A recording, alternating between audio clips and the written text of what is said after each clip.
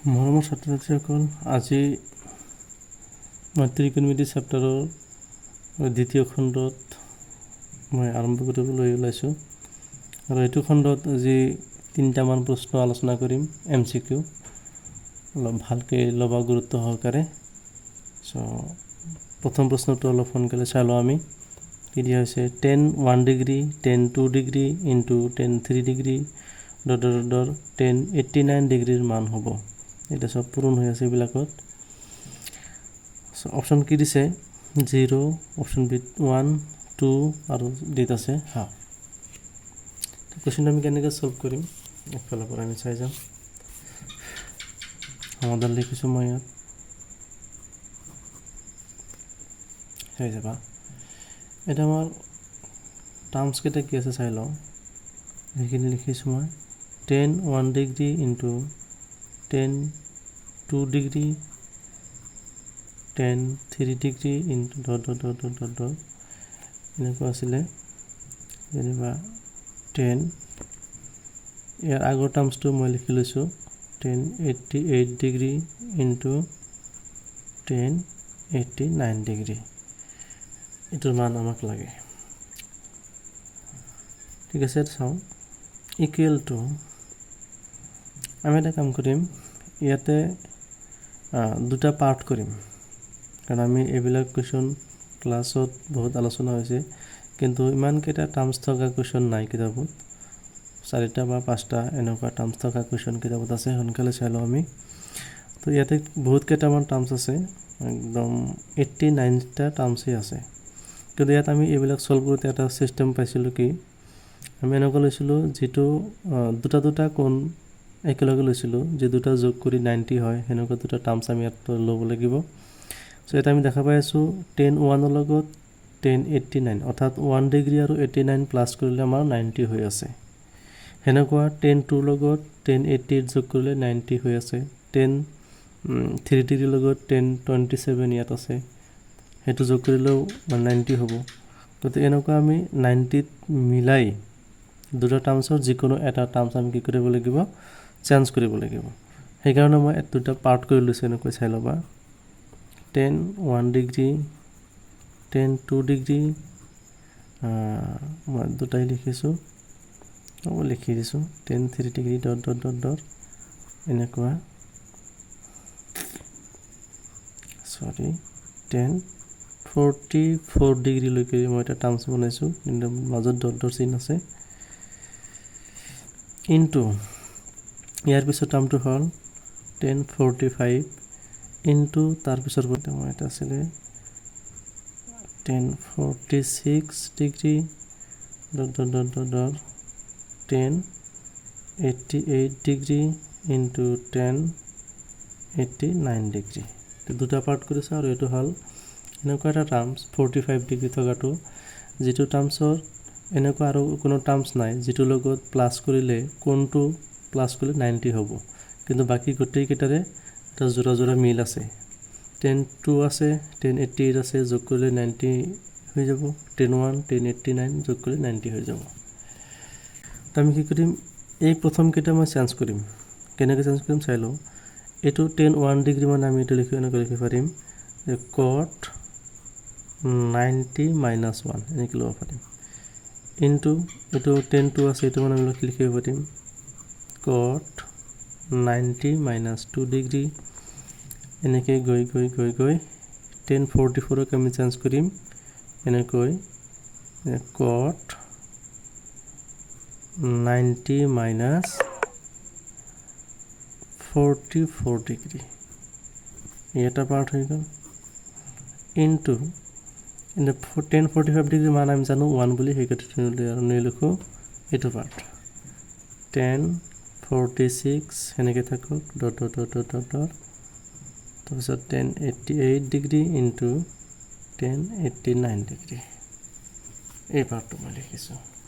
ইয়াত কি হৈ থাকিব, cot নিশ্চয় 89 হ'ব, ইনটু এইটো হ'ব cot 88 ডিগ্ৰী, এনেকৈ গৈ ইনটু এইটো আমি পাম, এইটো cot হৈ আছিল, এইটো হ'ব cot 46 ডিগ্ৰী হ'ব 90 পৰা 44 মাইনাছ কৰিলে 46 ইনটু ইয়াতে আছে কিমান tan 46 ডিগ্ৰী ইনটু ডট চিন দিছোঁ মই tan 88 degree into tan 89 degree ইয়াতে আকৌ আমি এটা কথা চাই লওঁ cot 89 এনেকুৱা ফৰ্মুলা আছিল আমাৰ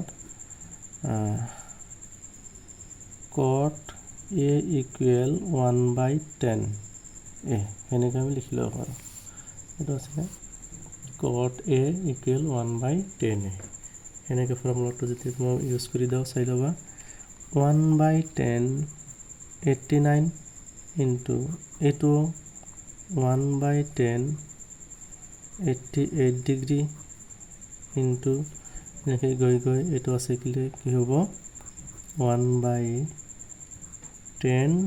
46 ইফালে আছে 10 46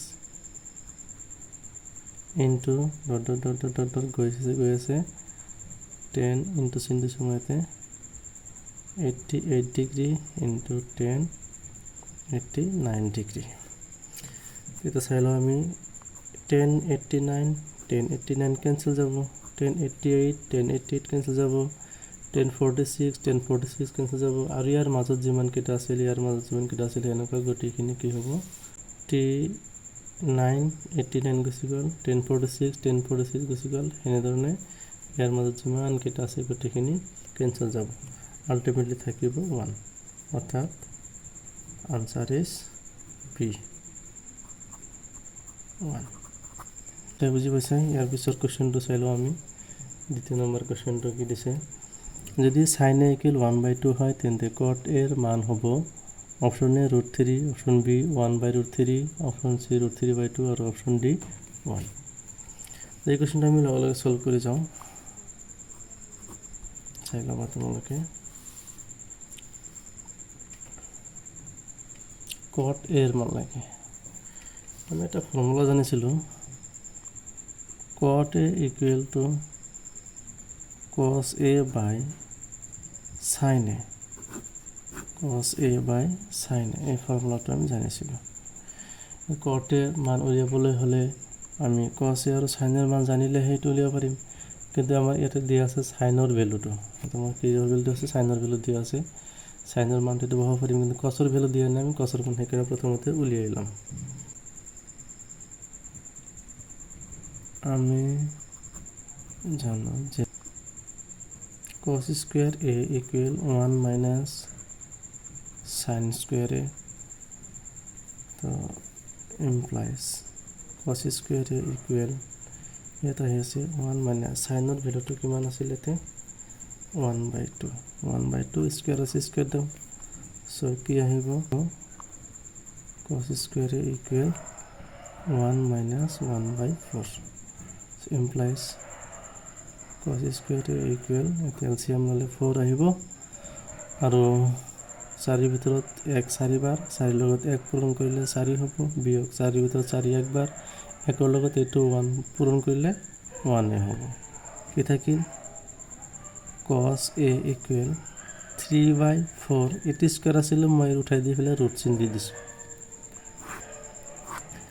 এর পিছত কি আহিব সো আমি implies the so cos a equal to ultimately কি আহিল √3/2 কারণ 3 ৰ বৰ্গমূল √3 হ'ব আৰু 4 ৰ বৰ্গমূল 2 এতিয়া আমি উলিয়াব পাৰিম আমাৰ যেটো লাগে cot a এর মানটো যেটো লাগে হেটো মিলাম এতিকে cot a মানে আমি কি জানো সূত্র ফর্মুলা এটো ব্যবহার কৰিম মানে এটা আছিল cos a by sin a equal to cos ৰ ভ্যালুটো আমি কি পাইছো √3/2 divided by এটা sin ৰ ভ্যালুটো আমাৰ এটা দিয়াই আছে 1/2 এনেকা প্ৰতিক্ৰম হৈ যাব 1 to তলত আহিব 2 ওপৰত যাব আলটিমেটলি 2 to ক্যান্সেল যাব आंसर থাকিল √3 ঠিক আছে এটা আমার অপশন 1 8 আছে এটা এই অপশনত आंसरটো দিয়া আছে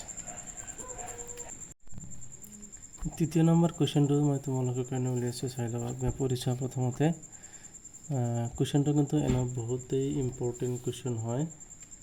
যদি cos x ইকুৱেল 2/3 হয় তেন্তে 10x মান হ'ব, অপশ্যন দিছে 5/2, √5/2, √5/2 আৰু D 2/5। চাৰিটা অপশ্যন চাৰি ধৰণৰ আছে, চাই লওঁ আমি। সমাধান লিখিম আমি। ইয়াত চল্ভটো কেনেকৈ কৰিব লাগে চাই লওঁ।